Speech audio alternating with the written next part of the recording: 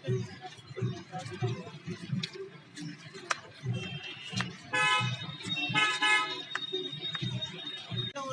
लोगों ने 4 लोगों ने जाके गोलियों से मार दिया, उनकी मग़फ़िरत के लिए दुआ करेंगे, उनकी दुआ करेंगे कि ऐसे हालात हमारे साथ कभी भी नहीं। तो हाफिज़ साहब दुआ कराएंगे, मग़फ़िरत की दुआ करें, फातिहा पढ़ें और ये कोशिश करें कि हम यहाँ अमन और अमान से रहें और हमारे साथ कभी ऐसी और हमारे भाइयों के साथ कभी ऐसी कोई परेशानी ना।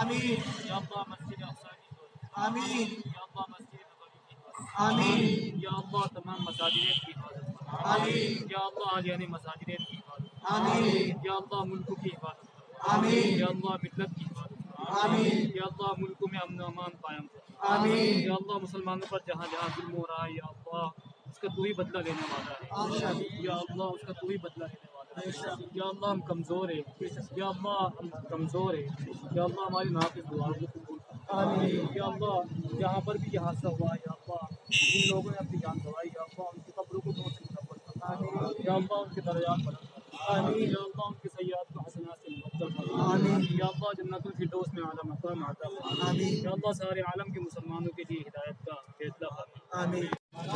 محسن رشید خان، ٹونک، راجستھان۔ دیکھیے یہ جو معاملہ ہوا ہے اس میں کئی حد تک وہ لوگ ذمہ دار ہیں جو مسلمانوں کے خلاف، اسلام کے خلاف نفرت پھیلانے کا کام کر رہے ہیں، وہ چاہے کہیں بھی ہوں، کسی بھی ملک کے لوگ ہوں، کسی بھی دھرم کے ہوں، کسی بھی کمیونٹی کے ہوں۔ اس میں سب سے زیادہ رول ان لوگوں کا ہے، سب سے زیادہ ذمہ دار وہ لوگ ہیں جنہوں نے اسلام اور مسلمانوں کے خلاف نفرت پھیلانے کا کام کیا ہے۔ وہ لوگ ذمہ دار ہیں جنہوں نے واٹس ایپ، فیس بک، ان کے تھرو مسلمانوں کے خلاف جھوٹی جھوٹی باتیں پھیلا کے اور لوگوں کو اس لیول پہ لیا ہے کہ وہ مسجد میں گھسے ہوئے، مسجد میں نماز پڑھتے ہوئے لوگوں کے اوپر تابڑ توڑ گولیوں سے حملہ کریں۔ اس کے باوجود بھی ٹیررسٹ مسلمان ہیں، اس کے باوجود بھی آتنکوادی مسلمان ہیں۔ ایک آدمی اندر گھستا ہے جہاں پہ 100 لوگ ہیں، 125 لوگ ہیں، جو کچھ نماز پڑھ کے چلے گئے، نماز کے بعد 10 منٹ بعد وہ اندر گھستا ہے جہاں قریب 60-65 لوگ ابھی بھی موجود ہیں۔ وہ ایک آدمی مل کے 41 لوگوں کو مار دیتا ہے، جان سے مار دیتا ہے 41 لوگوں کو، باقی سب کو زخمی کر دیتا ہے۔ اور جن لوگوں کو آتنکوادی کہا جاتا ہے ان کے پاس سے ایک تمنچا بھی نہیں نکلتا۔ اب ہمیں یہ دوبارہ سوچنے کی ضرورت ہے کہ مسلمانوں کی حفاظت واقعی میں کس لیول پہ اور کس کی ذمہ داری ہے۔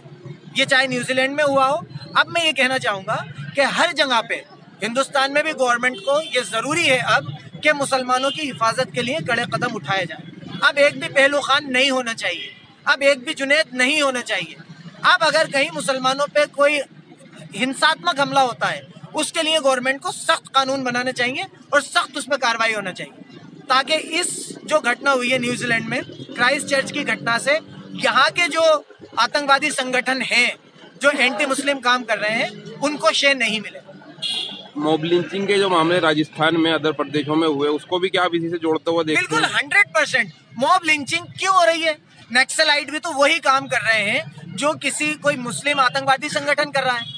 تو نیکسلائٹس کے اوپر یا جھارکھنڈ یا چھتیس گڑھ کے جو لوگ ہیں جو نیکسلائٹس ہیں ان کو کیوں RSS کے لوگ مارتے پیٹتے نہیں ہیں؟ کشمیریوں کو کیوں مارتے ہیں؟ اس لیے مارتے ہیں کیونکہ انہیں دیش بھکتی سے، دیش سے لینا دینا نہیں ہے، اس لیے مارتے ہیں کیونکہ وہ مسلمان ہیں۔ اور اگر آپ ایسے ہی ظلم کرتے جاؤ گے تو کوئی شک نہیں ہے کہ کل کو کشمیری مسلمان کے لیے ٹونک کا مسلمان بول جائے گا، پھر یہ لڑائی آپس میں ہونے لگے گی۔ آج آپ یہ دیکھ رہے ہو کہ کشمیری کو آپ اس لیے مار رہے ہیں کیونکہ اس کا کوئی بولنے والا نہیں ہے۔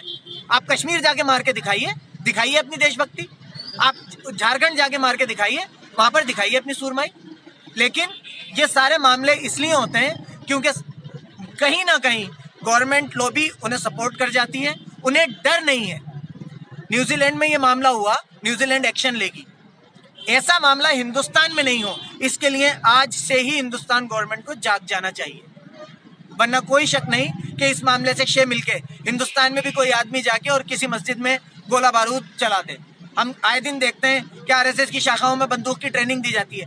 آپ ٹوک کے مسلمانوں کے گھر چھانیے, ایک گھر میں آپ کو ایک بندوق چھوڑیے تلوار نہیں ملے گی. ان کے پاس بندوقیں کیوں ہیں؟ تو یہ ایکشن آپ کو لینا پڑے گا. مسلمان کی سیکیورٹی کی ذمہ داری ہندوستان گورنمنٹ کی ہے. اب پہلو خان یا جنید یا موب لنچنگ جیسی کوئی گھٹنا